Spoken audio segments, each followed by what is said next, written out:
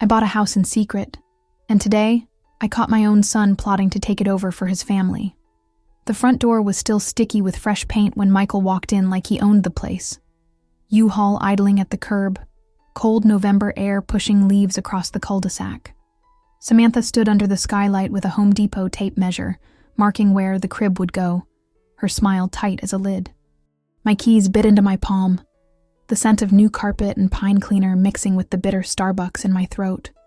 "Mom, this is perfect for us," he said, like it was already settled. Sunlight slid over the hardwoods, catching on the granite island where the realtor had left a little welcome home bow I hadn't untied yet. Boxes I'd labeled Patricia books were stacked neatly in the den, and Samantha was already peeling the tape, eyes darting past me to the outlet covers. "Since you bought it in cash," Michael went on, voice low but urgent, "we can put it in a family trust, add us as co-owners. Tax-wise, it's smarter. You can take the guest room for now." My coffee trembled in its cup. Outside, a neighbor's wind chimes clinked like ice. I felt the humiliation hit first, hot, prickling, as if the whole street could see me, 67, being gently ushered aside in my own living room. Michael's jaw was set in that way he used to have before Little League, certain he'd already won. "We've told the kids," Samantha added, smoothing a folded onesie over her arm. "They're excited to move in with Nana." The audacity of that word, move, scraped my chest raw. "I'm not moving anywhere," I said, and my voice surprised even me. If you're wondering how a secret set of keys turned into my son's moving truck, and the message that tipped me off to his plan, I'll tell you exactly how we got here, and what I did next. If you believe boundaries and respect don't retire at 65, subscribe and stay with me for stories like this.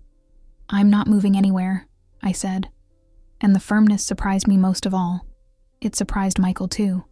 He blinked, the way he used to when a fly ball came straight at him and he momentarily lost it to the sun. Samantha's smile didn't falter. It just thinned, the corners tugging down like something in a picture frame that wasn't hung quite level. The front door was still tacky at the edges from the last coat of paint I'd brushed on at dawn. If I lifted my hand from the coffee cup, I could feel it again in the pads of my fingers. Primer, then semi-gloss, each stroke quiet and steady. A job no one knew I was doing, because no one knew about the house. Out by the curb, the U-Haul idled, puffing little clouds into the crisp Ohio air. Leaves scudded in circles at the end of the cul-de-sac, maple and oak dancing in the same little whirl we'd enjoyed when Michael was small, and we used to rake piles just to leap into them. "We just want to talk about options," Michael said, pitching his voice soft, soothing, as if I might be consoled or managed. The same voice he used with his kids when they were overtired. He took a step toward the granite island, where the realtor had left that silly bow, white ribbon curling like a festive tail. "You know it's a lot of space, Mom. We can make it work for all of us. Especially with the baby on the way," Samantha added, the tape measure snicking back while she flipped to a fresh, bright smile. She pointed toward the den. "And it's safer than your apartment. Stairs are risky at your age." At your age. The words floated between us, buoyant, harmless teeth, and yet they bit down. I kept my face smooth and put my coffee cup on the island to stop the trembling. The heat had cooled. Pine cleaner mingled with the starch of the new carpet and the last of the Starbucks in my throat. It was a bright, clean scent, honest as cut wood. I had chosen it on purpose, for the clarity it makes in a room. "I'll be fine on the stairs," I said. "I like stairs. They keep me honest." Michael laughed, short, startled. The wind chimes from next door chimed a neat little scale, do-re-mi, and a dog barked 2 houses over. Life in the cul-de-sac kept clicking along, ordinary as a Saturday, even though inside my chest, everything was new and fragile and mine. If I traced back all the way, the first thing I had wanted was a porch to watch the street at night. After Bob died and the decisions fell to me like mail shoved under a door, bills, insurance, the empty house we couldn't afford on just my pension, I learned to crave the small square things I could hold. A coffee mug, a book, a paint sample taped to a sunlit wall. When I finally sold the old place, after years of telling myself I wasn't ready, and then being ready because I had to be. I moved into the garden apartment near the Kroger. It was fine. That's what I told everyone. And myself. Fine. A little musty in summer, the carpet always smelling faintly of last winter's salt. The trains went by at 2 a.m, a faraway moan like a throat clearing. It shook my teaspoons. I learned to sleep with a pillow tucked against my back, so the cold didn't startle me when it seeped through the wall. I kept my routines like a string of lights. Tuesday morning water aerobics. The farmer's market on Thursdays when the weather held. Sundays at St. Mark's, where Mrs. Leland always gave me a squeeze and asked which hymn I'd been humming. And every other day, I babysat Emma and Jack so Samantha could go to her prenatal appointments, or yoga, or the grocery store without corralling a 5-year-old and a 3-year-old through a parking lot. I didn't mind. Their fingers were grubby, and their questions were endless. They smelled like graham crackers and sunblock. It felt good to be needed in a way I understood. What I didn't tell them, any of them, was that after a year of that apartment, I started printing out listings and circling things. I went to open houses with a thermos and a notebook and a polite smile, just a woman keeping an eye on the market, as if markets were birds you tracked through binoculars. Denise, the realtor, had the good sense to keep my secret. "This is between us," I told her on the first day, and she nodded, serious, as if I'd put a charge in her hands. She was my age and wore her lipstick like armor, excellent navy suits and sensible flats. She showed me 3 houses for everyone we seriously considered because she understood the power of walking into spaces and knowing they weren't yours. It's funny. We are taught to notice love. No one tells you how to notice safety. You feel it in your ribcage. You feel it in the way your shoulders set down. The house on Brook Hollow Drive was not fancy. That's what I liked most.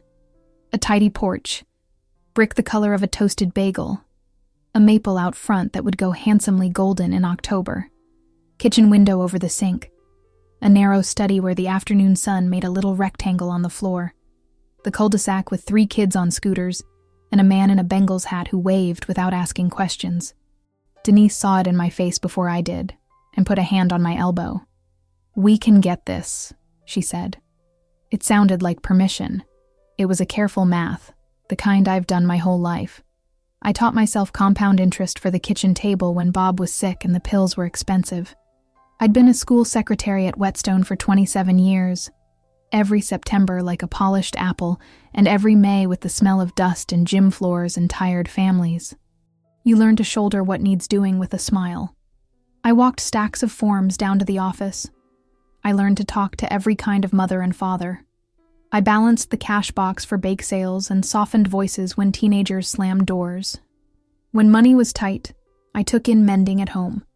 Home ec gave me hands that could turn a collar and fix a zipper without it showing. For a month back in 1998, I drove the elderly neighbors to their doctor's appointments in exchange for gas money because our credit card bill felt like a wheel that wouldn't stop spinning, and Michael's braces weren't going to pay for themselves. He stood in a bathroom with his lip stuck out, staring at the silver on his teeth, and said, "I look like a robot." I gave him pudding and made jokes and wrote the check. We were never poor. We were regular tired. There's a difference. When Michael decided not to finish at Ohio State his second year in, I told him I loved him, and that if he was going to work for Mr. Collins's HVAC, he was going to get himself up every day, even when it was January. When he and Samantha married in a courthouse with good lighting and bad chairs, I wore navy and a scarf my sister Elaine gave me, and I made deviled eggs for the gathering at their apartment after, because that's what my mother would have done. I was proud. I was tired. There are sacrifices that feel like breathing and others that feel like swallowing a nickel. We made both. There was a summer, the year Emma was born, when Michael lost his job for 6 weeks between contracts, and they couldn't make rent. I went to the credit union and asked for a withdrawal from my savings, palms damp on the form. The teller, a young man with eyelashes too long for his own good, asked if the amount was correct. I nodded. "It's for family," I said, out loud, like a password. We delivered the cashier's check in an envelope, and Samantha cried into my shoulder. That night I took my knitting bag apart just to count yarn and make a plan. I sold my mother's cameo to a woman in Powell who collected such things. It wasn't that valuable, but it had been mine, a little oval woman with a nose too proud. When I handed it over, my thumb shook. I cooked a vat of chili and portioned it into their freezer in tidy plastic squares. That's what love looked like in those years. Chili in envelopes and driving Emma to the pediatrician because Samantha didn't want to listen to Jack fuss in the back seat. And sometimes, it was embarrassment you swallowed and called gratitude. When my transmission died, Michael took my car for a week, and I took the bus with my tote bag and my sensible shoes. He returned it with a sticky cup holder and the tire gauge missing. I didn't say a word. "You shouldn't be driving at night," Samantha began to say casually, like she was talking about the weather. "It's just, harder to see." She started sending me links to top 10 retirement communities near you, like a mother bird dropping pebbles on a roof. These were not cruelties. I don't want to write them that way. They are little hands on your back, steering. You wake up and find there is a direction to things and it isn't exactly yours. When I bought the house, I paid in cash because Denise, ever sensible, told me it would make me a stronger candidate in this market. "You've done your homework," she said. "The life insurance we never talked about and the careful saving I did for years went into a cashier's check that felt like a last long exhale. I signed my name with a blue pen, and the man at the title company offered me a peppermint from a little crystal bowl. "Congratulations," he said, and I sat in my car afterward and cried. Not the loud tears. The quiet ones that slide warm into your ear when your head falls to the side. I drove to the house and sat on the front steps. The realtor's lockbox clicked open, and I held keys like a small miracle. I walked into the quiet, sun coming through the skylight and painting the hardwood like honey. I kept my secret by choice. It was a treasure I wasn't ready to share. I imagined a small gathering when I had the curtains up, the light fixtures swapped out, the paint finally dried without that tackiness that catches lint.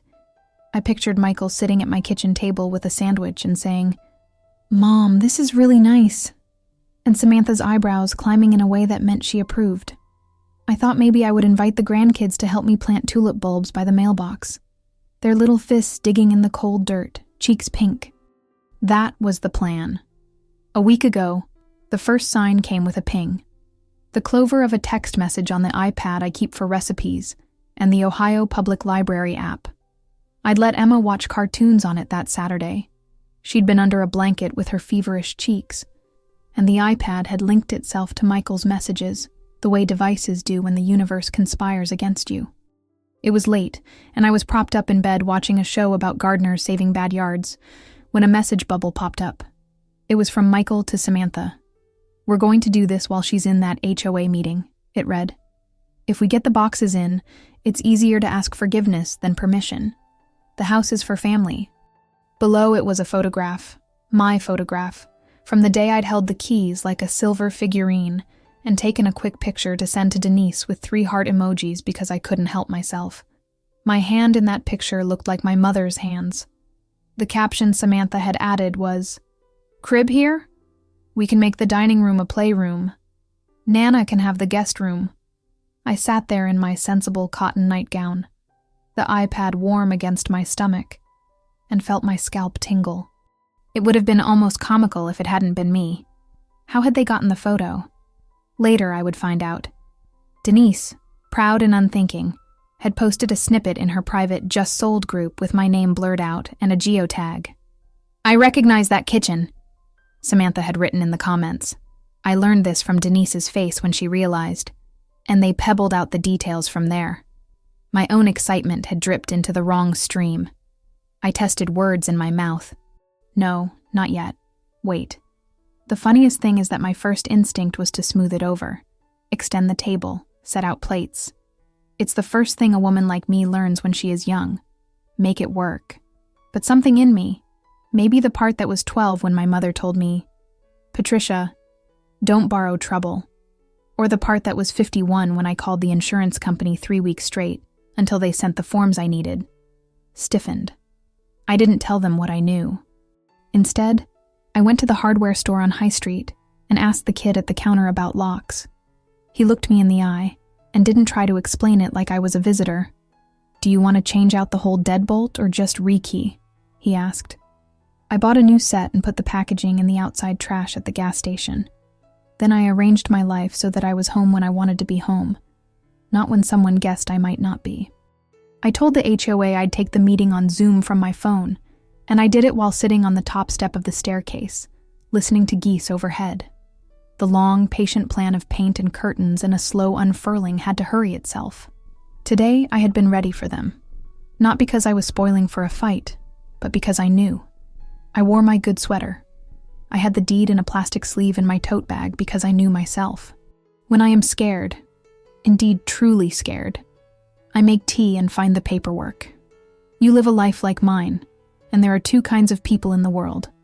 The ones who argue with your tone of voice, and the ones who respect a folder. When the U-Haul nosed up to the curb, and I saw the edge of a crib mattress peeking against the glass, my stomach went cold and then hot. I let them in. I measured them in the new light of my new home, and I said what I said. I'm not moving anywhere. "Mom," Michael said now, and his jaw did that familiar, stubborn set. He ran a hand through his hair, the same brown as when he was 10, though now with a scatter of gray at the temples. My son looked tired. God help me, I still noticed. "You don't have to make this hard. If we do the trust, it protects you," Samantha chimed, and it was clear she had Googled. She's good at Googling. I don't say that with disdain. She took my cookbook and made our family's ziti recipe, and it came out just fine. She can search a symptom and decide whether to call the nurse line. But there's a kind of knowledge that's older than queries. We'd add ourselves as co-owners, so if something happened, it wouldn't go to probate.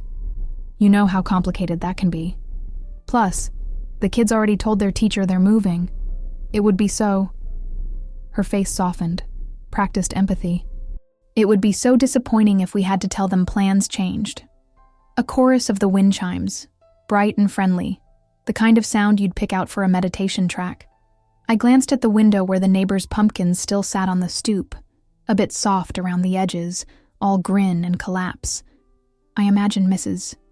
Culver across the way peeking through her lace curtains, the curl of the phone cord around her fingers as she told her sister, "You'll never believe this, but the new lady's got a U-Haul at her place already, and I think it's her own family."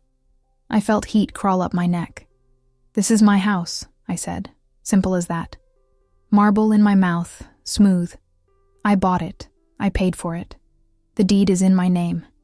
"We're not fighting that," Michael said, and there was a quickness there, a flash I recognized from Little League when he'd learned that if he stepped into a pitch, he might take one in the ribs.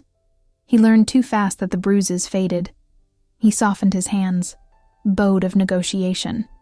"But think long term. It's a lot of upkeep for you. We can handle it. The yard, the gutters, all that. We'd be here. I can hire someone to do the gutters," I said. "I can hire a teenager to mow. I can sit on my porch and drink my coffee and watch geese in October and the mail truck in December. I can fill the freezer with chili and ziti and invite you over, and you can drive back to your apartment that you chose. All kinds of things are possible."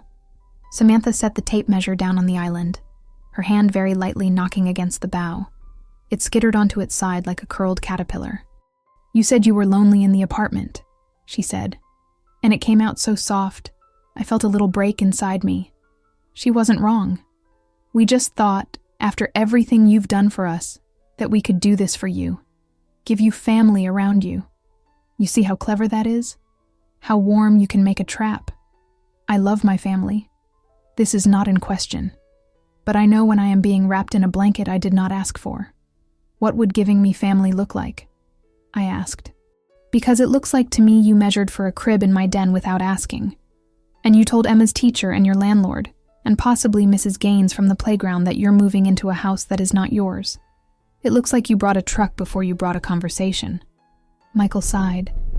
He leaned an elbow on the counter, that casual pose from 1,000 kitchen talks. We planned to talk. It just, once it's here, it's real. It's easier for you. You don't have to feel bad saying no to a hypothetical. It jolted me then, like a hand catching the back of my blouse. We had taught him this, Bob and I. Try hard. Move things along. Don't put off decisions. It's a good rule when you're getting the taxes done or choosing which yearbook quote to use. It is not a good rule for people's lives. I need you to put the crib back in the truck, I said. My voice did not tremble.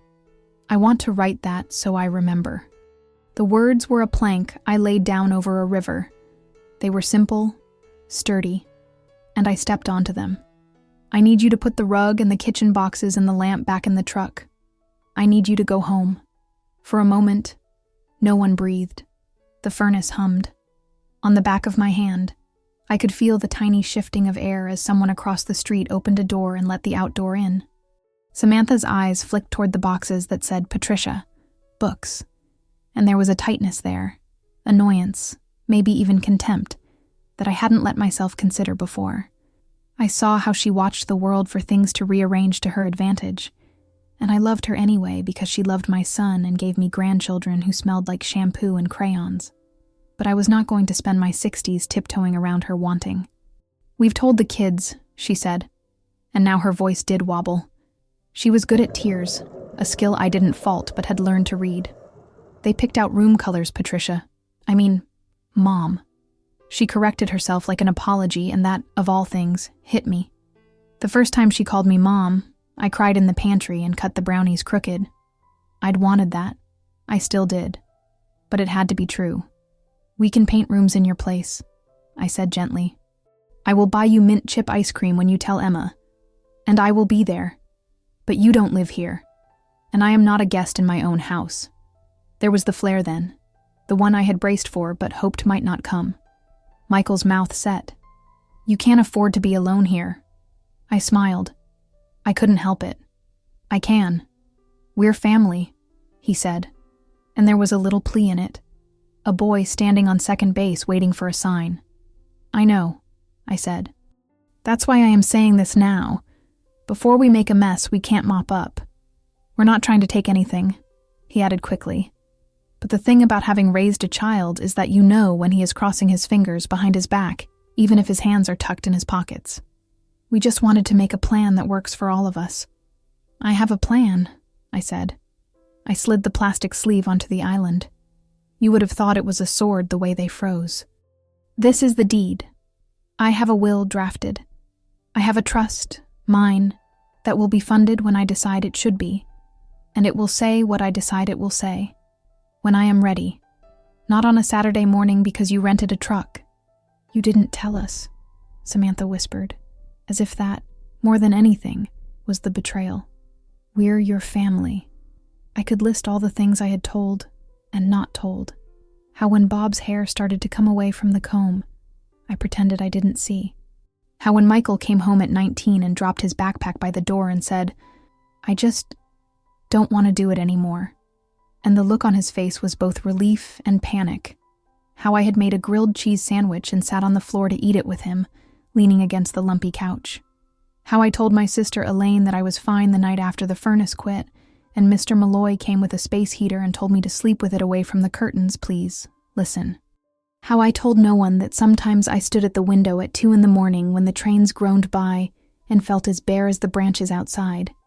I wanted something that was mine, I said.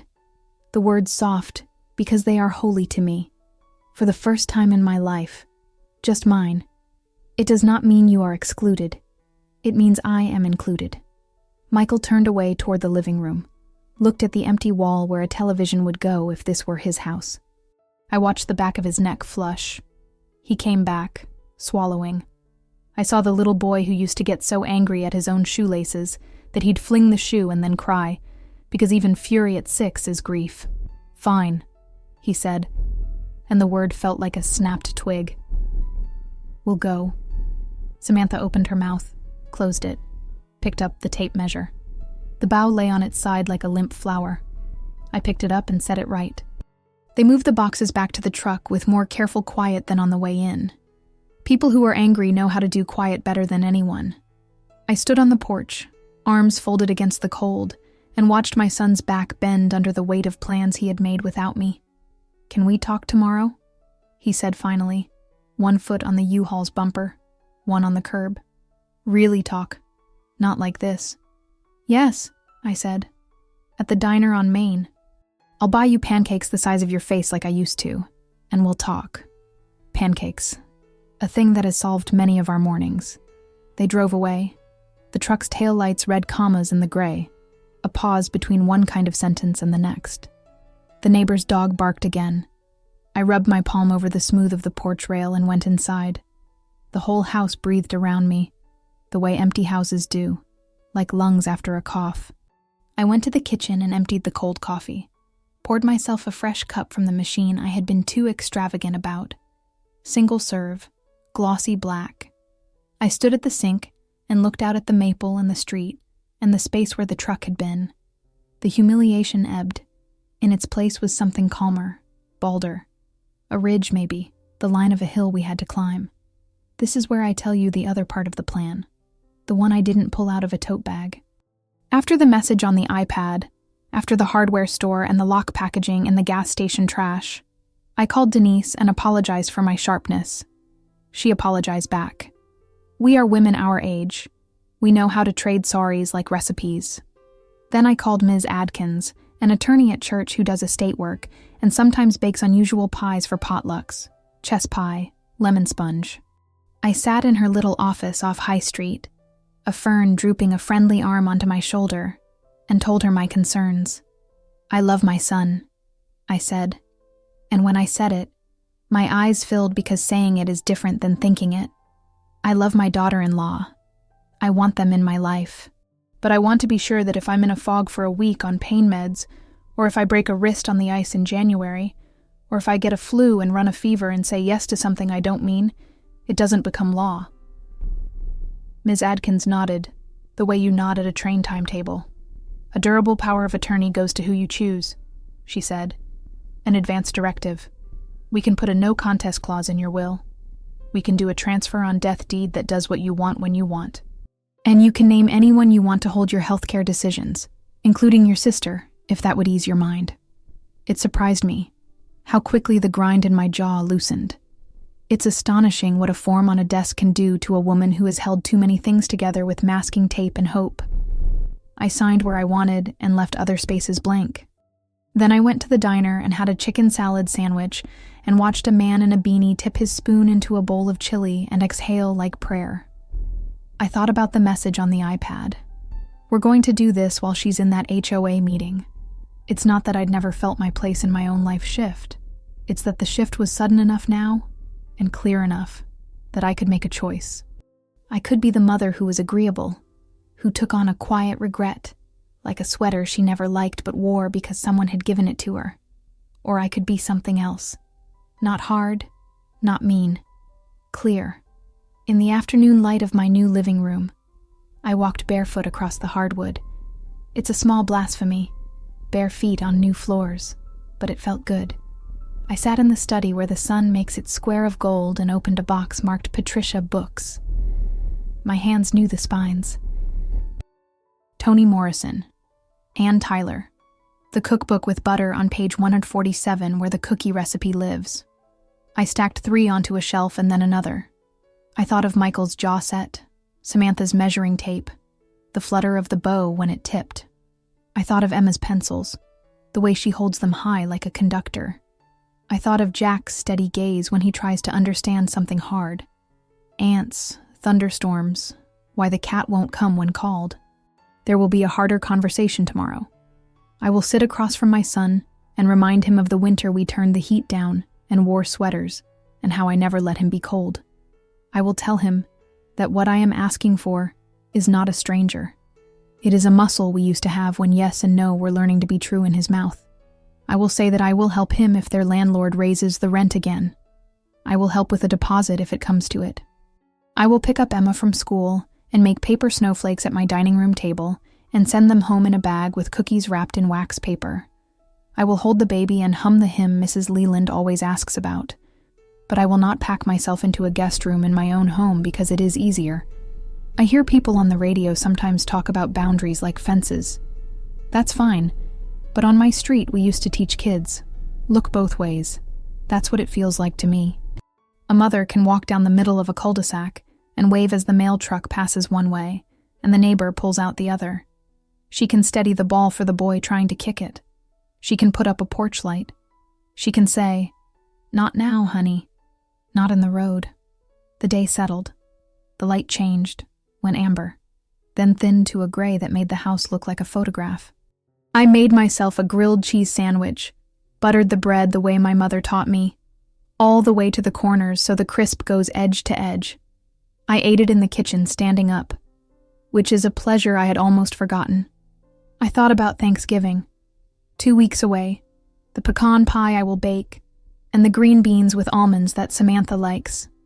I thought about setting my table, the one Bob and I picked out secondhand on Indianola, the nicks smoothed with a walnut and a trick of oil that the man at the refinishing place taught me. I pictured a table where everyone sat as themselves, and no one had to sit in a place that made them smaller. Later, I went out to the porch and stood. The air had turned sharper. A man jogged past with a beagle. The chimes settled into silence.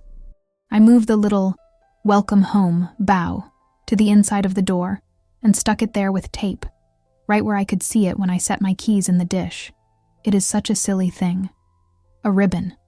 But I wanted it. I wanted a reminder that I had done something that was just for me, not as a prelude to anything else, not as a placeholder for a better, more useful gift. Tomorrow, probably, there will be a call from my sister. "I heard," she will say, in the voice that means she knows I handled it, but wants to be sure I'm okay. If Mrs. Culver is faster, there might be a knock at the door and a plate of cookies I don't need, but will accept, because refusing kindness is a sin in my family. Michael will meet me at the diner and he will start in too fast, as he does, and I will slow him with the pancakes. We will talk. We will get to the part where he feels accused, and then I will pause. Look at him the way I did when he was 7, and he hit a boy with a snowball full of ice because someone else did first. I will make the space for his shame to melt without flooding us both. He is my son. I want him to live a decent life. I want to live mine. I washed my dinner plate. I wiped the counters. Simple motions that have steadied me for decades. When the straps of the day unclipped from my shoulders, I carried my tote up the stairs to the bedroom and set it on the chair by the window. Tomorrow, I'll take the deed back to the safe deposit box.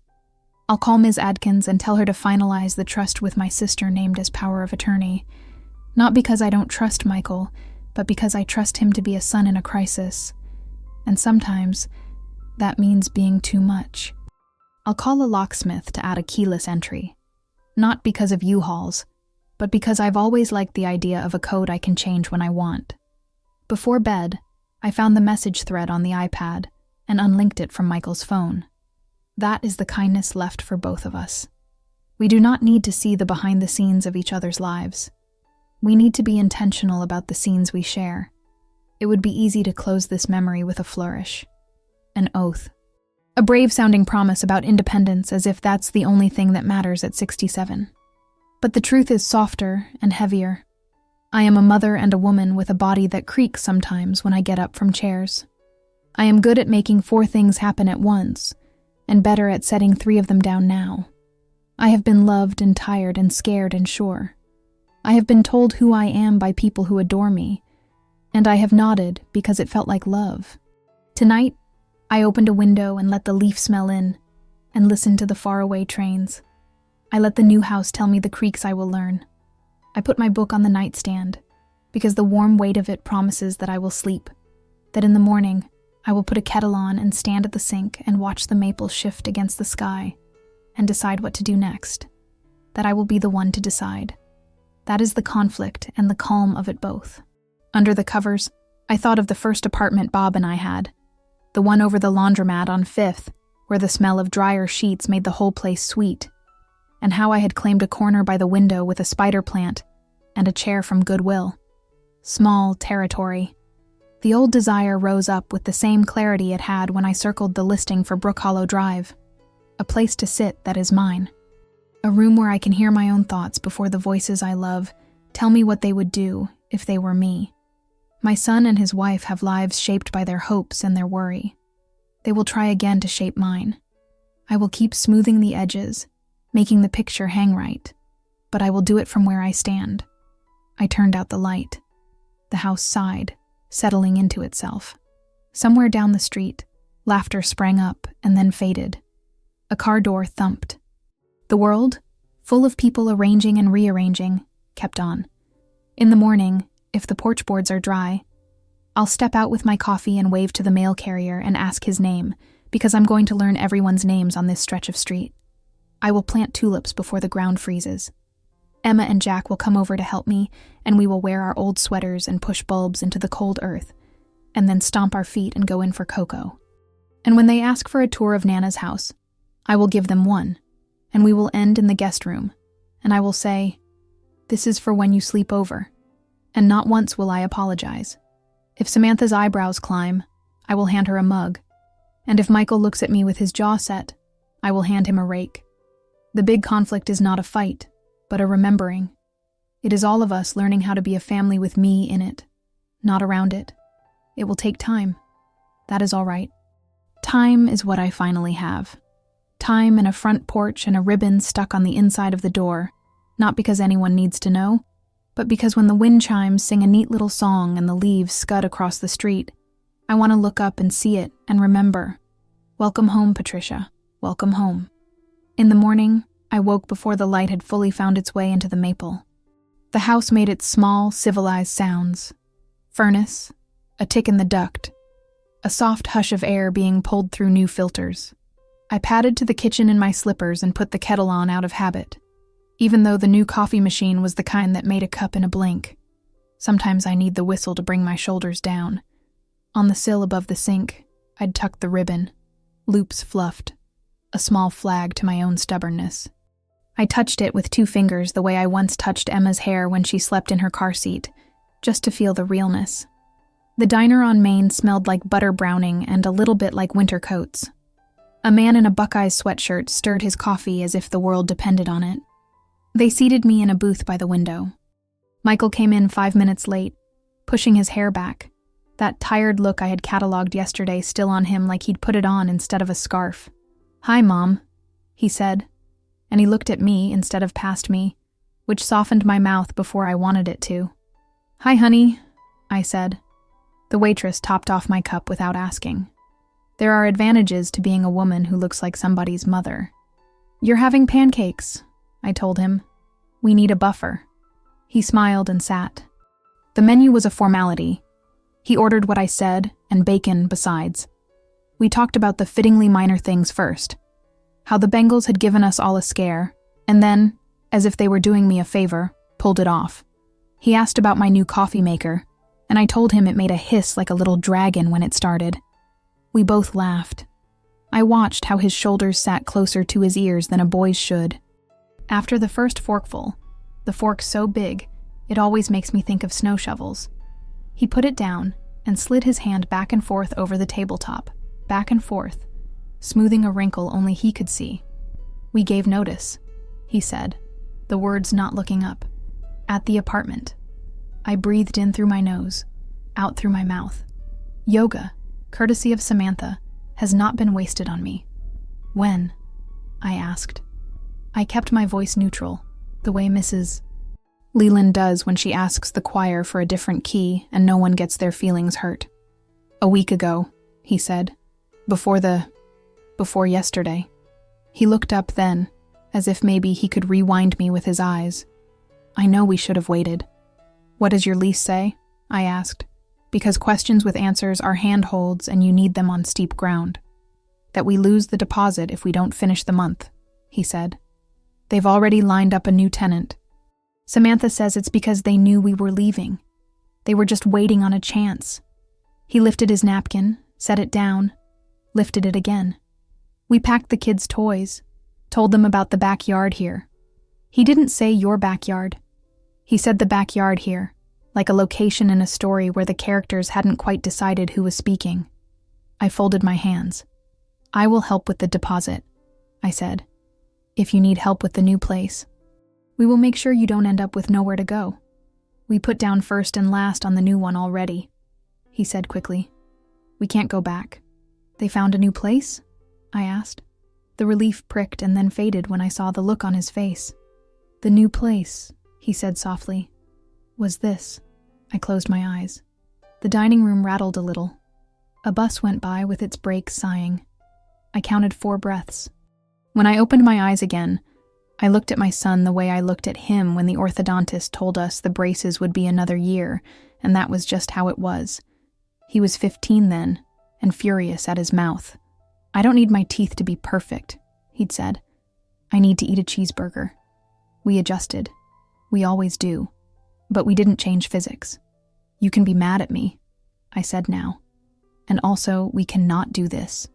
His eyes filled. He swallowed. "We're not trying to..." He stopped. I watched him choose. "Samantha's dad said we should go ahead and make it happen and you'd soften. He said that's how his mother ended up living with them. In time, it made sense for everyone." "Did it make sense for his mother?" I asked. I heard my own mother in my voice and felt a pang. He shrugged. "He says she was happy to have help." I sipped my coffee. The waitress refilled it again, a rhythm as old as church bells. "I am happy to have help," I said. "The gutters, like you said. The grill, because I never learned how to light those new ones without fear. Setting up the internet, though I suppose even I can call a number. But there's a difference between help and a plan I wasn't part of. You know that. We taught you that when you were small. Ask before you take a toy out of somebody's hands." He laughed, a breath through his nose that was half cry. "I keep forgetting you still see me at 3. I see you at 39, I said. But 39 is still my little boy, sometimes. That's how it works." He picked at the edge of his pancake. "Emma drew a picture," he said. 2 houses with a rainbow connecting them, and a stick figure with gray hair in the middle. It says Nana's house. She put hearts. My throat felt like paper. "You can put the picture on my refrigerator," I said. "And the refrigerator will be at Nana's house, right where it belongs. She'll have a sleepover soon, and we'll tape it up and take a photo so she can show her teacher. Samantha doesn't need to be embarrassed. It's all right to tell the truth. Plans changed." He nodded. Once. Twice. "You're really not going to change your mind?" "No," I said. "I am not." He stared out the window where a woman with a stroller paused to tighten a mitten. "Samantha's going to be... upset." "I know," I said. "She's allowed. She's going to say you're choosing a house over family." The words landed the way a winter ball lands on your shoulder. Hard, a smarting heat beneath the cold. I looked at him steadily. "I'm choosing how to be in this family," I said. "That's all. I have been the kind of mother who stretches and makes room and moves herself to the corner so other people can be comfortable. I can still make room, but I'm not moving out of the chair." "We paid?" he tried. I stopped him, and we stood in the little vestibule by the door where the good-natured signs tell you to please wait to be seated. He hugged me, and I felt the press of his cheek like when he was 11 and had grown so fast his bones seemed like stairs he hadn't gotten used to climbing. "I love you," he murmured into my scarf. "I love you," I said.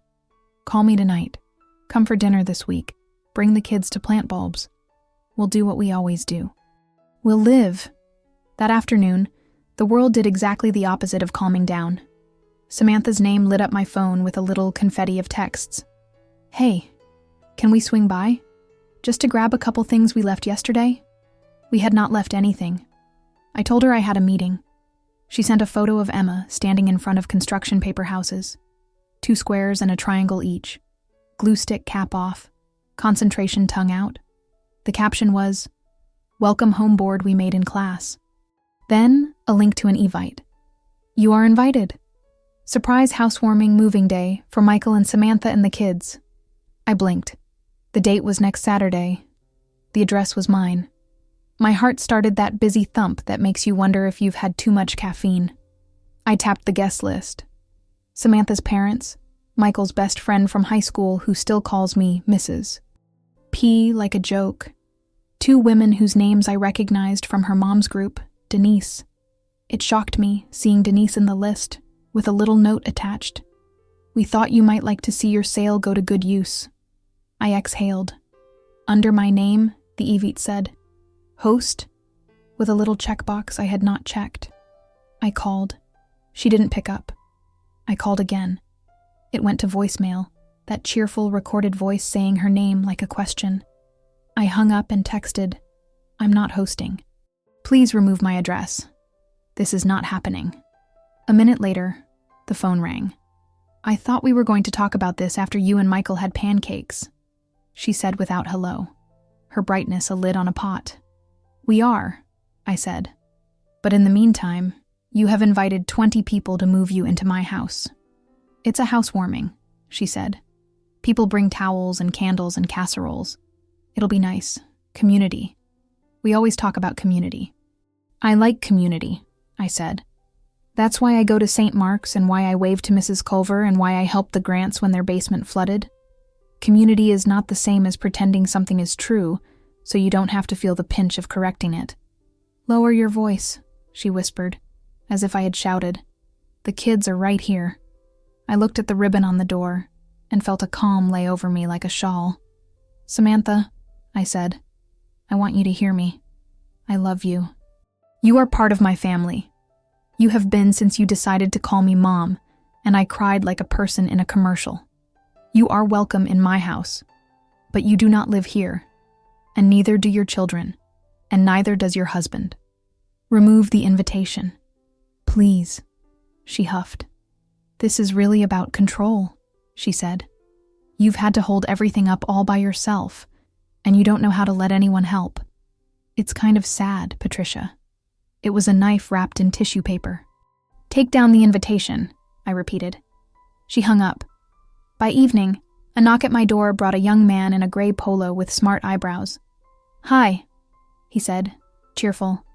"I'm from Spectrum, here to set up the high-speed internet install for the family. Where do you want the router? We usually put it in the living room if you've got kids for streaming." I stood there, one hand on the edge of the door, and felt the indignity bloom and then harden like sugar in a pan. It was almost funny. "I did not schedule an install," I said pleasantly. "There is no family with children living here." He consulted his tablet. "Says here Michael Price." "That is my son," I said. "He does not live here. You can tell your dispatcher that if they want to reschedule, they can have him call his mother." He looked at me with a kind of sympathy that made me want to adopt him. "You'd be surprised," he said softly. "People make assumptions." He tucked his tablet back under his arm and turned. "You have a good night, ma'am." "Ma'am," I said, and it did not sting the way at your age had. You can be a ma'am in your own home, and it's a crown. On next door, 2 hours later, I saw the post because Denise, bless her heart, called to tell me to look. Samantha had written, "Exciting news. Moving to Brook Hollow cul-de-sac. Looking for recs for painters who can do kids' rooms. One in lavender and one in dinosaurs. Nana's house is going to be so full of love." The comments bloomed. "Welcome. We love our painter Tony. Don't use the guy on Indianola, he flaked." One neighbor wrote, "Your Nana must be thrilled." And the little green leaf on my screen wobbled. I could have sworn it was my heartbeat. I called Samantha again, straight to voicemail. I texted Michael, "Please ask Samantha to take down the Evite and the next door post." Internet installer showed up because she scheduled him. This is not a negotiation. He took 20 minutes. In those 20 minutes, my hands shook and then steadied, and I looked around my living room and saw, with a clarity that made me swallow, the little places I had planned for quiet. The corner by the maple where I'd put the slipper chair, the space over the fireplace where a painting of a lake in late afternoon light might go, the blank wall where I had decided to hang the framed program from the day Bob retired. The ink faded to a gentle gray. His response came like a pebble dropped into a pond. "She's just excited. Can we come over and talk?" "Yes," I typed, and then deleted it. "No. Tomorrow morning at 10, here, not tonight. Take the posts down, please." They did not take them down. At church on Wednesday, Mrs. Leland squeezed my hand. "How wonderful you'll have the baby there," she said, eyes bright. Her nails were painted the kind of firm pink that makes you want to put on lipstick. Easier for Samantha to have a second pair of hands. I wish my mother had lived long enough to see my boys and fuss at me about the way I held them. "It isn't decided," I said, and the words sounded like a pencil scratching in a quiet room. "Oh," she said, and she tilted her head and looked at me the way you look at a puzzle with a piece that doesn't fit. That night, After I set the dinner dishes in the drainer to dry, one of the indulgences of living alone, there is always room for dishes to drip. I took down the ribbon, brought it to the kitchen table, and made myself a little station. Bob's level, green paint splattered on the side, bubble winking, had ended up in a box I marked garage, but I bring it in sometimes when something needs to be right. I pressed the level against the strip of tape where the ribbon would sit above the inside of the door and moved it a hair left, a hair right, until the bubble rested in the center. I hung the ribbon and stepped back, the way you step back after you set a picture frame on a nail. Is it true? Is it straight?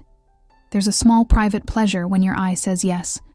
The ribbon was my symbol now, not of celebration, though it was that too, but of belonging. To myself. I touched the knot, felt the roughness where my fingers had tugged the loops into evenness, and I thought, this stays. I may change the bulbs, repaint the den, take up the rug and put it down again, but this ribbon stays, faced inward, a reminder that the welcome I needed most had to come from me. The keyless pad arrived on Thursday, the little box on my porch like a promise. The boy from down the street, Aiden, 8 years old, missing one front tooth and proud of it, watched me install it with his hands jammed in his pockets like a man. "My mom says you're a good neighbor," he announced. "She said she saw you move in your own lamp." He said it like a medal. "I am good at lamps," I told him. "I've had practice." He glanced past me into the foyer. "My mom says there's a lady coming who's going to have a baby at your house," he continued, with the clean cruelty of little boys who haven't been taught yet to soften truths that aren't true. "There will be a baby who visits," I said lightly. "But this is my house." He nodded solemnly, as if I had instructed him about stop signs, and I felt something loosen. Friday brought the HOA newsletter, folded neat, with a note tucked in from Margaret, the president, who wore scarves like a news anchor and had a way of listening that made you tell the truth. "Welcome," she wrote in her tidy hand. "Lovely to have you. Let me know if you need recommendations for snow shoveling. Also, do you foresee additional cars overnight?" I could hear the question beneath the question. I wrote back in blue ink, "No additional cars. Well, maybe a little red tricycle in spring if I'm lucky." And then Saturday again, the day of the Evite that had not been deleted. I had not heard from Samantha or Michael since the text thread that ended with Samantha's mother, Gloria, who called me Patricia dear in a way that made me feel like a church bulletin, adding a heart reaction to the Evite, as if that was binding law. I thought about calling Gloria and saying, "You raised a daughter who is very good at getting what she wants." Instead, I put on my navy church dress and a cardigan, the one Elaine knitted me in the color she called truck stop coffee, which is more flattering than it sounds. I set out a tray of lemon bars I had made in a fit of something 2 nights ago, and I took out the little bottle of oil Mrs. Leland had pressed into my hand, because at the last council meeting I had said unthinkingly, "We used to bless houses," and she had said, "Let's do it. If you're going to change a story that other people have titled for you, you have to give them a new title." So I made my own invitation, a text to the cul-de-sac group thread Margaret had made when a coyote allegedly walked down our sidewalk last winter and everyone needed to be warned. Porch coffee, 10 a.m. New neighbor meet and greet. Lemon bars. No need to bring anything but your names. I tagged Denise and Mrs. Culver and the Grants, and Aiden's mother, Bree, who worked nights at the hospital and usually had bedhead in the morning and looked beautiful anyway. I tagged Michael and Samantha too, because you don't throw people out of your story when you're trying to keep them in. I tagged Ms. Adkins because it felt like a prayer to have her in my yard. At 9:30, I taped the ribbon at the inside of the door a little more securely, because I am who I am. At 10, Margaret arrived with a pot holder of cookies and said, "I know you said not to bring anything. I'm bringing something." At 10:05, Mrs. Culver came with a dish of mints and a clamp on her hair that made her look like a bird. "I love your porch," she said, and it was like someone telling you your handwriting was handsome. Denise came, her lipstick brave, and hugged me like we were battle buddies. Bree waved and yawned and set a bouquet of grocery store daisies in a jar I didn't even know I owned. At 10:20, when the light on the maple hit the exact angle that makes me feel like I'm inside a painting, Samantha turned the corner at the end of the street with the U-Haul behind her and her parents' Subaru following like a caboose. My stomach did the small drop it does when a ride at the fair goes faster than you thought it would. Michael climbed out of the passenger seat and put his hands on his hips, and I recognized in that pose the boy at bat, trying to shake the sting out of his fingers. "Oh," Margaret said very softly. "So that is what the question was." I walked down step by step, my hand skimming the rail, and met them in the driveway. "Hi," I said. "We're having coffee on the porch. Lemon bars. Would you like to join us?" Samantha's smile was set. She had taken great care with herself. I noticed it, the way you notice someone's corsage at prom even when you wish the dance had been canceled. She wore a sweater the color of peaches, and one of those necklaces with a charm for each child. She looked at the cluster of neighbors on my porch, and then at me. "We can unload the big stuff first," she said, which is a kind of language that tries to move past the no before the no is spoken. "We don't want to get in anyone's way." "You are in my way," I said gently, and watched the words find their place in the air. "Samantha, I invited you to coffee to meet the neighbors. I did not invite you to move." She blinked, a flutter too fast. Her parents got out of their car. Gloria adjusted her scarf and smiled a wide social smile. "We brought folding chairs," she said, stepping forward, "for extra seating." "Thank you," I said, as if we were at a school function and someone had handed me cupcakes. "We'll use them for coffee." I turned to the U-Haul driver. His name tag said Terrence, and said, "Not today, please." Michael came closer. I felt the neighborhood hold its breath in a way that wasn't exactly nosy. It was more like a collective leaning in, as if we had all been sitting at the same story for a long time, and might finally hear the ending. The wind chimes next door did the do-re-mi. "Mom," Michael said, and his voice was very low. "Can we not do this in front of everyone?" I thought of the Evite, of the next door post, of the internet installer and the teacher and the HOA note, and the little boy with the missing tooth announcing that a baby was going to live in my house. I thought about the times I had made other people's comfort, the soft blanket I tucked around an ache. I felt the ribbon behind me, imagined it, at least, and I decided that if this were going to be done in front of people, it might as well be done in front of people who would hand us napkins. "We have been doing it in front of everyone," I said, as kindly as I could. "They have just been hearing one version." Samantha's chin lifted. She put a hand on her stomach in that unconscious way mothers do when they're carrying a life that makes all other lives feel secondary. A neighbor across the street, the one with the golden retriever whose name I kept forgetting, stood with his dog sitting politely by his knee. People were quiet, in that old-fashioned way, where quiet doesn't mean lack of interest. It means respect. I turned, raised a hand to Mrs. Leland, who, bless her, had come with a small bottle in her purse because she knows me better than I sometimes know myself. "Before we have coffee," I said, "I'd like to bless this house." I saw Samantha's mouth open in protest, and then close, because the language of blessing is hard to argue with when you are raised the way she was. "Not with incense or drama," I added, looking at Margaret and Bree and anyone else who might not appreciate fuss, "just with intentions." Mrs. Leland stepped forward like a woman in a short theater piece, confident and amused. She dabbed the oil on the doorway and said words I only half heard because my own words were forming, heavy and bright.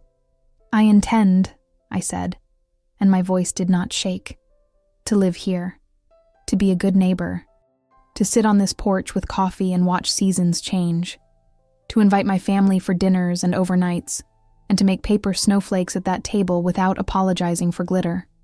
I intend to be helpful, to pick up my grandkids from school when needed, and to bring chicken soup when someone has a cold, and to go to t-ball games and school plays like I always have. I intend to hire someone to do the gutters and to ask my son when I need help lifting the heavy things. I do not intend to share this house as a combined household. I intend to enjoy being 67 years old in a home I bought with money I earned and saved. I intend," and here I felt the edge sharpen in a way I hoped would be heard as a bell, not as a slap, "to not be maneuvered into anything by anyone's optimism or urgency, or because a truck is already in the driveway." The beagle down the block barked once, as if amen. Samantha made a small noise. Gloria shook her head in the large, performative way people do when they want the world to know they are above what's happening. Michael put his hand on his mouth. I lifted my chin and met his eyes. I have put my affairs in order, I said, because sometimes the law is a comfort to more than just the woman with her tote bag. I have legal documents that name my sister for health care should I need it, and papers that say what happens to this house when I am gone. It is not a question. It is not a fight we need to have. What about us? Samantha said, and her voice broke, which made my skin prickle. We gave notice. We packed. We told everyone. I heard the humiliation then, not just the manipulation. It is a kind of mercy to recognize both.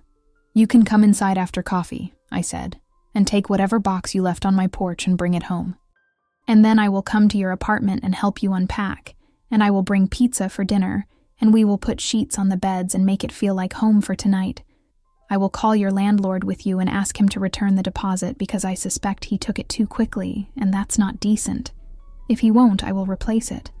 I will not be moved by embarrassment. Yours or mine. Gloria opened her mouth. This is family business, she said. But Margaret's hand touched her elbow, a little anchor, and she stopped. I will always be grateful for that. Michael took a breath. We messed up, he said. The 3 words were a relief I felt in my knees. I messed up. I thought I could make it easier for you by making it a thing you didn't have to decide. That was wrong. There was a small murmur on the porch, the sound of people who have been holding their breath letting it out politely.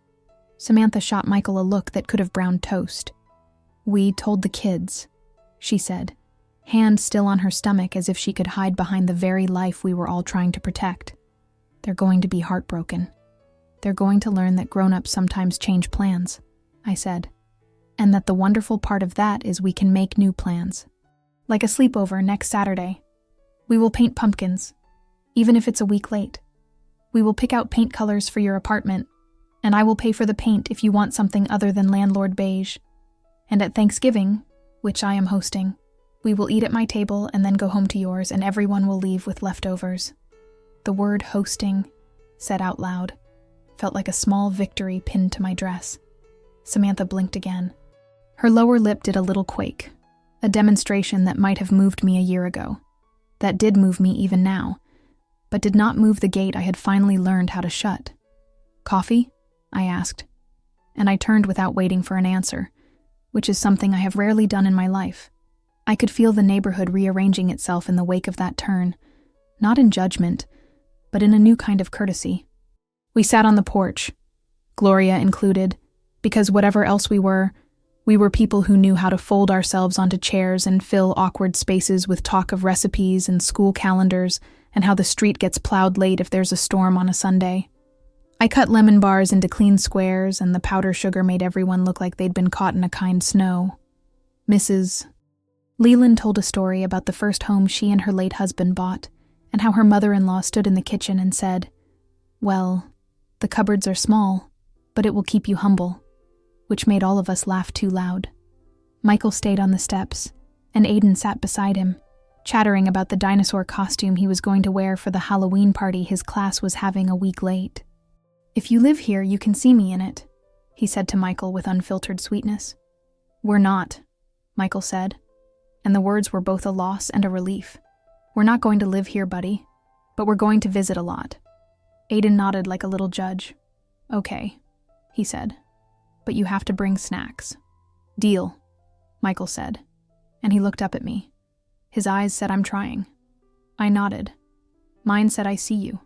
After the coffee, after the neighbors drifted back into their Saturday chores, yard bags, laundry, the unglamorous miracles of ordinary life, Samantha lingered. "You've embarrassed me," she said in a low voice. There it was, the humiliation, finally admitted, finally named. "I have set a boundary," I said. "And I did it because you put a truck at my curb twice. And you told a teacher, and the internet, and my installer in the neighborhood, a story that didn't have me in it. I am sorry for the embarrassment. I am not sorry for the boundary." She stared at me for a long time, in the way women sometimes do with other women, when we are deciding whether to be enemies or sisters or both in turns. You could have let it go, she said. You could have just let it happen. Do you know what happens to a woman like me when she just lets it happen? I asked, surprised at my own intensity. She disappears. I have done my share of vanishing. I am done. She looked down. This isn't how I wanted to start November. Me neither, I said. But here we are. They took the U-Haul back empty. Terrence waved. Gloria kissed the air beside my cheek and said, "We'll talk," which I hope is true, because the truth, inconvenient though it is, always makes us real to each other. Samantha got into the car without looking back. Michael hugged me again. "Mom," he said, and then stopped. There was nothing to add. That is the grace sometimes. When the street was quiet again, I went inside. I took the deed out of the plastic sleeve and laid it on the table, not to brandish it like a weapon, but to look at my name. There it was, in black ink, the name I had used to sign school permission slips and loan papers and birthday cards and condolence notes, Patricia Price. It looked like a person. I slid it back into its sleeve and put it in my tote, because paper keeps better in plastic, and I am a woman who knows where her things are. That afternoon, I walked to the Kroger for celery and milk, and the kind of apples that crunch like a good idea. In the floral section, a boy with a nose ring and a kindness about him said, "We have tulips, half off, if you're planting." I laughed. "Not just yet," I said, "but thank you." On the way home, the air had that leaf sugar smell again, and a girl in a neon jacket zoomed by me on a scooter, her braids flying behind her like a banner. When I turned onto Brook Hollow, I saw Mrs. Culver on her porch with her sister. The phone cord looped around her finger as predicted. She waved. "Your boy is a good one," she called in a voice that carried just enough. "He said he was sorry to the right people." "He is," I said, and meant it like a prayer. Inside, I moved through the rooms feeling a clean tiredness. I fixed myself a cup of tea even though the coffee machine eyed me like a pet I was neglecting. I found the box with the family photos.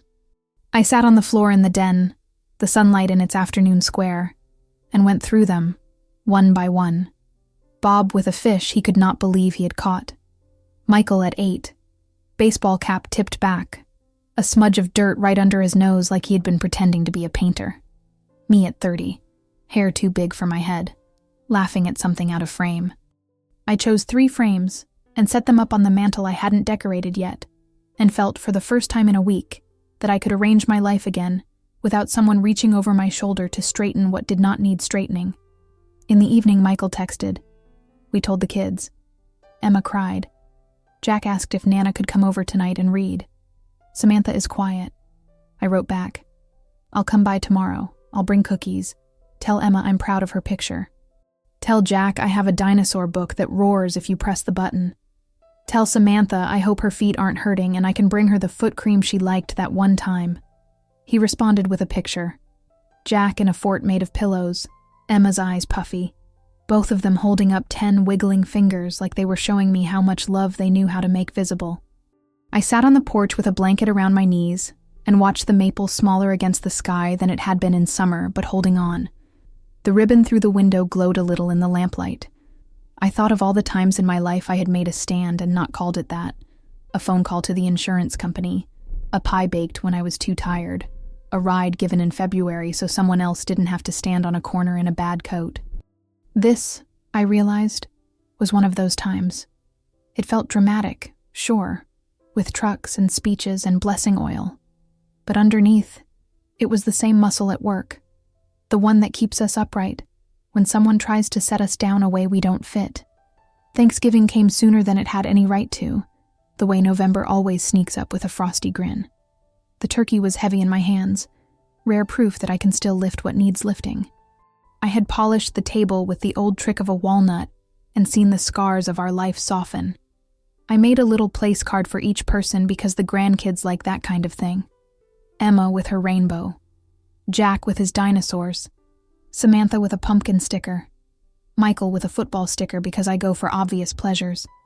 Denise sat on one end, Miss Adkins on the other, Because I have learned that a woman deserves to look up from her gravy and see faces that are on her side. Samantha came in with a pecan pie, Gloria with sweet potatoes, Michael carrying a bag of things that clinked. Sparkling cider, because he knows I don't keep wine, and it is not a hardship for me. The kids barreled in like puppies, their socks half off their heels, their voices clangy and full of life.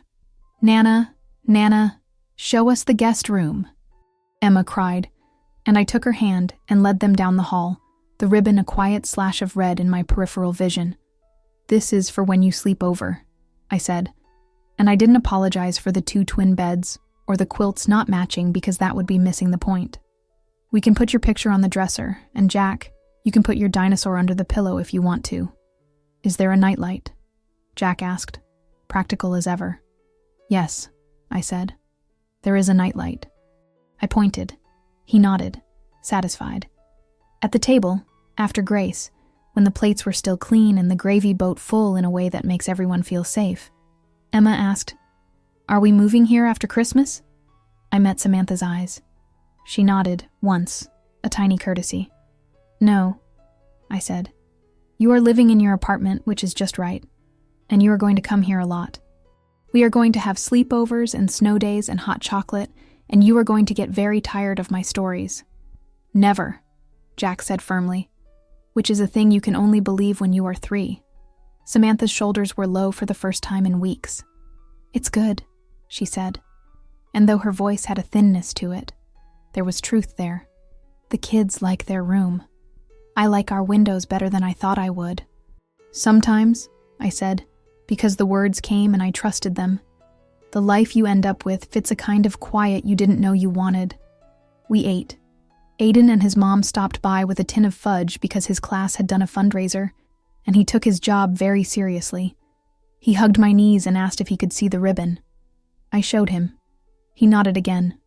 "It's straight," he said, and my laugh surprised me with how bright it was.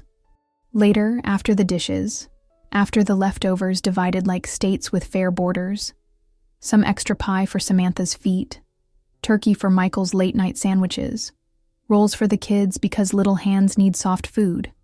After the house had exhaled the last of the guests, and the quiet bunched up in the corners like a cat settling, I walked to the door and touched the ribbon again. The knot was firm under my fingers. I thought of the words I'd said on the porch and the way my voice had sounded sitting in my own ears.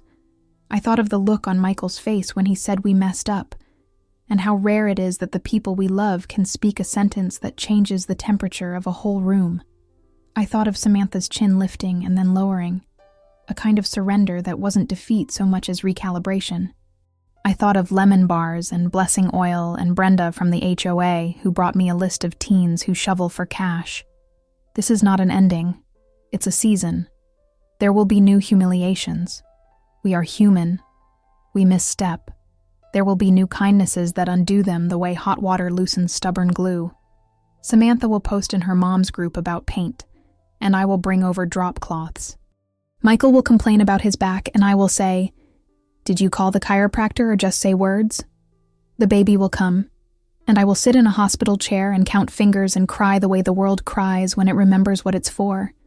There will be a day when I lock myself out of my own house, and I will be grateful for the code on the keypad, and a day when I forget the code and laugh because that is being 67. But there will not be a day that a truck arrives at my curb with a plan that does not include me, and I step out of the way because it is easier. I have chosen my place on the porch. The ribbon says so in its small, silly way, bravely facing inward, a banner I wrote for myself in loops. Under all of it runs the steady hum of Ohio, the trains dragging their sad song past midnight, the wind chimes picking out a tune you could hum if you tried, the cul-de-sac holding the odd drama, and the ordinary days with the same steady patience. The maple will go bare, and then, if I am lucky, fat with green again. Emma will lose a tooth in the spring, and I will put the dollar under her pillow at my house and declare myself the tooth fairy's assistant. Jack will climb the porch steps without holding the rail, and my heart will climb with him, and I will pretend not to see his stumble, and he will be fine. Sometimes, in the forgiving light of late afternoon, I will catch sight of the reflection of my front door in the glass, and I will see the ribbon like a blush and think, look at you. It is one thing to buy a house. It is another to keep it. It is another still to keep yourself in it. And it will astonish me anew that all I have needed to do is the hardest and simplest thing. Decide. Decide again tomorrow. Decide with kindness. Decide with the paperwork and with the lemon bars and with the level, the bubble centered just so. When I finally go to bed, the house settles like an old dog in a basket. I slide under the covers and feel the day peel off me like a sticker that never quite stuck. I reach for the lamp switch and pause long enough to look, from the bed, through the doorway to the hallway, where the faintest edge of red shows from the ribbon, where the light from the street catches it. It is not showy. It is not an announcement anyone else needs to read. It is a small, steady sign in a house that is mine, that holds my breath and my tea and my sleeping. A house whose porch boards will, in the morning, meet my feet square. It is enough. It is everything. It is enough. It is everything. In the mornings after that November, the light found its way into the maple in the same careful, patient way it always had, and I began to notice small things with the pleasure of someone who has woken up from a nap and realizes she has the rest of the day. The neighborhood settled into a new rhythm around us, as if everyone had agreed, tacitly and without much fuss, to let whatever had happened be both a lesson and a beginning. Samantha called first, the day after Thanksgiving, from the parking lot of her building. Her voice was thin but steady, the way a woman sounds when she has slept and cried in the same sheet and still found room to smile for the kids. "I'm sorry, Nana," she said, and it was so much simpler than everything that had led up to it. I was scared. I thought if we could just be there, I'd make it easier for you. I didn't think about what it would do to you. "I know," I said. "I know you're tired. Let's not make the rest of your life about making anything easier by skipping the people it belongs to. You belong to your children and to yourself. You belong to me the way you choose, not the way a truck chooses for you." She hesitated, then laughed, a short, wet sound. "Okay," she said. "I'll stop making plans on my own that interrupt your life. Promise." We made other practical promises, too. Michael called their landlord the same afternoon, with my number on the line as backup, and the man who had looked like profit on a piece of paper became, with a small phone call, a reasonable fellow. The deposit was returned after a little gentle insisting, and a promise that if they were late on anything else, I could be rung into combat. I offered the money anyway, because a deposit returned is a deposit restored to a sense of dignity. I wanted them to have the cushion so they could sign the lease for the new place, without that particular panic clenching their shoulders. They found an apartment in a row of brick buildings off Indianola Avenue, the landlord named Tony, who Denise recommended, and who painted a dinosaur mural for Jack at a discount, because he had 3 boys of his own. Samantha picked colors, a calm gray for their living room, the kind of gray that makes you pause and think about a cup of tea, and a cheerful sunflower yellow for Emma's room. We painted together on weekends, brushes flicking like a chorus. I brought drop cloths and lemonade and a bowl of the lemon bars that have, it turns out, a reputation that precedes me. The kids insisted on choosing their stickers, and Jack decided his dinosaur should be purple, which offended no aesthetic code I know. The ribbon came with me to that first visit. I had left it on the door in its place, but the knot had a way of reminding me of the choice I'd made. I untied a loop and tucked it into the pocket of my apron, where it caught on the lint and gleamed like a small, stubborn promise. When Emma painted her first lavender cloud and forgot to clean her brush, I showed her how to wipe it on the cloth with the patient tone of a woman who has learned the art of slow recovery. "We can make things pretty again," I told her, and she looked up as if I had discovered a new moon. News moves around a cul-de-sac the way the wind moves. Patchy, opinionated, generous. There were meals left on my porch in the early days, casserole dishes and containers of soup that Denise swore cured colds and broken hearts. Margaret brought over a knitted baby hat. "If the baby's early," she said, and then she wrinkled her nose and added, "But mine wasn't." Mrs. Culver made a list of babysitters and teenagers who shovel for cash. She crossed off names and placed little check marks like a general. It felt like kindness was a tangible thing you could count. I set the lemon bars on a plate each time and pretended I was repackaging comfort. The pregnancy progressed in that curious way it does. Plenty of days where anticipation is a small flutter, and then some nights where the whole house sounded like a tick you could not ignore.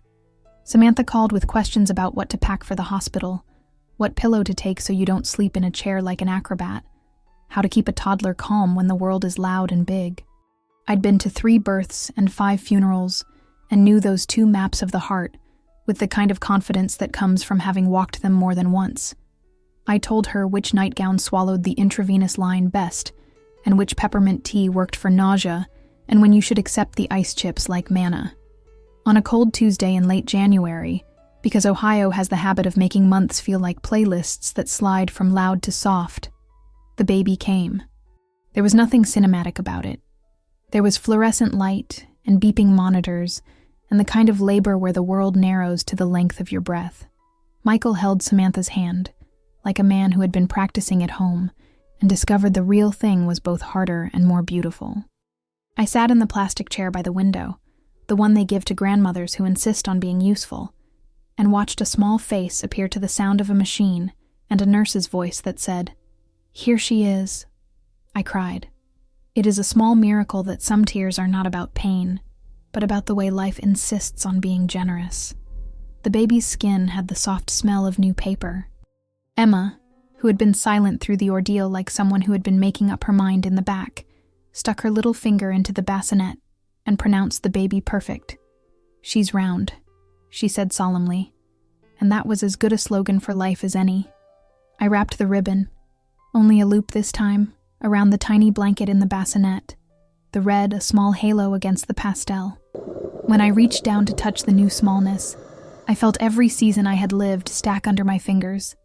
Summers of gardening, winters of teaching readers at night, the year Bob's fishing hat went missing and turned up behind the dryer like a relic of our better luck. The ribbon was now 3 things at once: a boundary, a welcome, and a story I could fold into my hands. Samantha and I had our moments after that, the easy ones and the vulnerable ones. There were days when she wanted to storm into my kitchen at noon and weep over a cup of coffee, exhausted, and days when she stood on my porch, shaking a bag of emergency crackers, because someone at the pediatrician said she had to eat something immediately. There were arguments about the last jar of jam, and we laughed and stilled and laughed again. The holidays we had once feared would be battlegrounds reassembled themselves into dinner parties where people left with their pockets full of sandwiches and their phones full of photos. Michael surprised me the most. He learned to make coffee on the machine that hissed like a little dragon. He called to ask about the level for the baby crib, and actually used a level this time without handing it back for me to finish. He came to a church choir concert, not because he had to, but because he wanted to hear me sing, and he sat in the back with his hands folded like a guilty man at Mass who rediscovered a prayer. He learned that apology is not a sentence but a practice, done daily with the small things. The trash put out, the lawn mowed, the call to say, "I'm on my way." Freedom came to me in the shape of small triumphant acts. I started going to the early morning farmer's market by myself now and then, because I wanted to see what apples looked like before they were pre-sliced. I bought a scarf I thought was too purple for me and wore it anyway. I visited Bob's fishing spot one afternoon and sat on the bench where no one had sat for years and watched the river lug its ice along. There was very little drama in it. There was only a breath that did not feel borrowed. The ribbon became for me a kind of talisman. I would tuck it into my pocket when I went out, and sometimes leave it looped around the handle of my kettle like a little flag. People asked, Aiden the toothless boy, Bree with her hospital sore eyes, and I told them what it meant. They nodded in the way people nod when they are told the reason for a houseplant's placement or a widow's hat. That it was small made it powerful. That it was private made it shared. Neighbors knocked on my door without the theatrics of the old eviction. Mrs. Leland invited me to tea and suggested the choir do a hymn for the baby at the next service.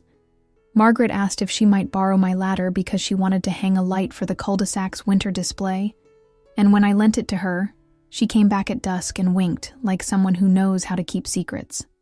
We exchanged casseroles less like favors than as ways to say, "We are here." There were tests, some bureaucratic, some emotional.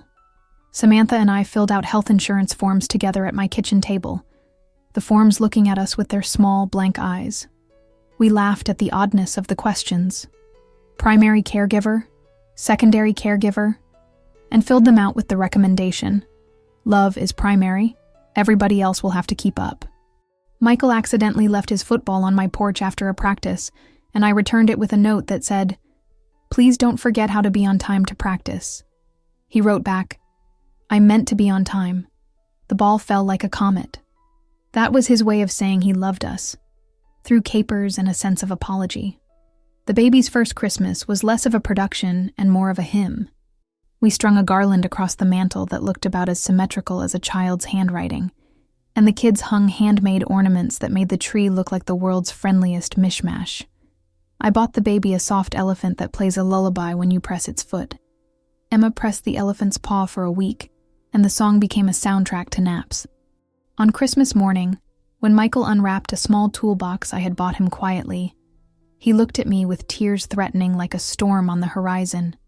"You didn't have to," he said, and I told him I had enjoyed every minute of it. Life smoothed into a pattern neither tidy nor random. We had a standing Saturday night where Michael would come over for meatloaf, and then, later, the three of us would sit in the den and watch a movie that Emma declared too long, and Jack would fall asleep halfway through, his dinosaur tucked under the blanket like a sentinel. Samantha began to make a space of her own in the house of our relationship, not with the suitcase on the porch or the citation of a deed, but with the simple habit of being invited and of accepting and of asking. There were a few stumbles. Samantha once posted a picture that made it look as if we had combined households, the caption cheery and misleading. We had a talk, the kind where both of us sat at the table and used our hands less like weapons and more like guides. She said quietly, "I get afraid that you'll stop being available." I said, "I'm not going anywhere. Being available isn't the same as moving the entirety of my life into your suitcase." She laughed at that, a real one, and we made a new etiquette for announcements. Ask before you post. Ask before you tape an evite to someone's name. We set boundaries like gentle fences that keep the yard whole. Months braided into a year, and the maple shed its leaves in the way big trees have the decency to do. It didn't cling to summer like some people do to memory. The baby learned to crawl, and then to walk, and then to claim my lap as her throne. On hot afternoons, we sat on the porch with the screen door propped open and let the neighborhood pass by like a procession of small joys. A teenager mowing a lawn, a couple buying ice cream, Aiden racing his scooter with a battery of candy wrappers stuck to the spokes like pennants. Once, a delivery truck stopped, and Michael hopped out with a pair of armfuls, new curtains he'd bought to match Samantha's sunflower paint. He stood in my doorway and grinned like a boy who had learned to buy for reasons other than himself. The ribbon became a stitch in the family quilt. When the baby's first baptism came, I tied a tiny piece around the candle we carried into the church, and the ribbon glowed in the soft light like a memory made visible. I told the story of the ribbon in a way that made people laugh and sigh and nod. "She made a point," Gloria said, and her voice was warm as a used teapot. "Good for her," Mrs. Leland added, and I held my tongue from saying, "No longer for me the person who makes everything disappear. Years do that stretching thing where they keep you young in surprising places and old in others." But what I carried from that season was not just the memory of a stand made on a porch one blustery day. It was the realization that autonomy and love are not enemies. They are the twin pillars you need to have a house that is both full and whole. I watched my son teach his own children to tie their shoes, the way his hand would hover like a compass and then steady. I watched Samantha find her laugh again, and that was like sunshine. No instrument, just light. Sometimes, when I am folding laundry or planting bulbs for the spring, the ribbon will catch my eye. I will take it down and wrap it around my finger, or I will press it to my palm like a talisman of the self I fought politely to keep. I kept it not to punish anyone, but to remind myself that my life's geography belonged to me as much as to those who loved me in it. The ribbon sat in the little bowl by my door, and sometimes Aiden would come over and rearrange it, because children think everything is a toy. And for that moment it was a toy, and for the other moments it was a vow. There were evenings when I would stand on the porch and count porch lights, as if they were stars. Sometimes I would hear the far-off whistle of a train and remember Bob's hand on the steering wheel, or a hymn from St. Mark's reaching out because someone had started the piano. The house, my house, became a place that accepted change without being changed into something unrecognizable. It was a vessel for other people's chapters, yes, but it was also very much the place where I read my own lines. I learned the art of deciding, as I had promised myself. Decisions have tastes. Some are like black coffee, bitter, necessary. Others are like lemon bars, sweet, and somehow making everything else tolerable. The acts of deciding again and again, about paint colors, about boundaries, about which casseroles to freeze, were small liftings that kept me upright. Once, when Emma was 8 and had scraped her knee at recess, she came to my back door with a bandage and a look that said she had been brave. "Can you fix it?" she asked. I bandaged her knee, kissed the place, and told her the truth. Bruises fade, and ribbons keep their knots. She toddled away, confident, and I felt a warmth that was not possessiveness, but a glow like a lantern. As the baby grew and learned to say my name, a muffled Nana that made me tuck away more sentences of my own into my throat, I realized peace had been the real reclamation. Not a piece of avoidance, but a piece of presence. I had found that being firm and being kind are not opposites. They are companions. One spring afternoon, when the tulips were stubbornly offering color despite a weather forecast that insisted on drizzle, I took the ribbon and tied it to the fence where the mail carrier could see it and Aiden could claim it as his own flagpole. It fluttered in the wind, small and stubborn, and a neighbor walked by and said, "That suits you," like a benediction. I touched the fabric and felt the life that had been built. By me, with others, beside others, and something in my chest unclenched in a way I did not know I had been holding. Sometimes, when I lie awake long past midnight, the house holds its own breath. I listen to it and realize it is not empty, but full of footsteps, the clink of a spoon against a cereal bowl, the sound of a child laughing in their sleep. The ribbon is a red note in the background of my life, a reminder of the day I chose law and level, lemon bars and blessing oil and neighborhood coffee, the day I decided that nobody, not even the ones I love most, would take my place by moving in without an invitation. Such a small stand yielded the whole sweet harvest of a household that kept me and let me keep it. If there is a moral to this, I am no one to contrive one. It is that courage is not always a shout. Often it is the softest confinement of one's own will, the slow work of a woman deciding again and again to remain the person she is. The ribbon still hangs in my window sometimes. Other times it is a bookmark in my Bible or tied to the handle of the kettle. Once, when the grandbaby took their first steps, Emma ran across the room waving the ribbon like a victory flag, and the room erupted. There is joy in that kind of ceremony, an acknowledgement of the small battles we win for ourselves.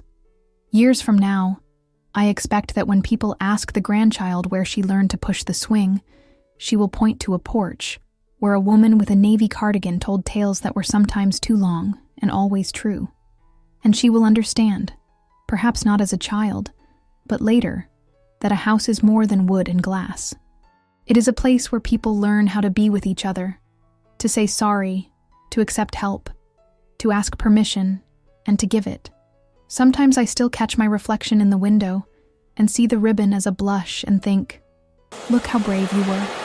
It's not always bravery in the ways movies narrate. No trumpets, no climax, but bravery in the slow reclaiming of space and voice. To have what is yours without losing the ones you love is an art I am grateful to have learned in small, faithful strokes. And if my story has nudged you, if the loop of ribbon made you think about the things you keep and the things you share, please tell me in the comments. If you felt a warmth from lemon bars, from a porch blessing, from a stubborn woman who decided to stay, a like would feel like a neighbor knocking to say, I saw that and I'm glad. And if you'd like to follow along as I keep deciding, one small brave thing at a time, subscribe.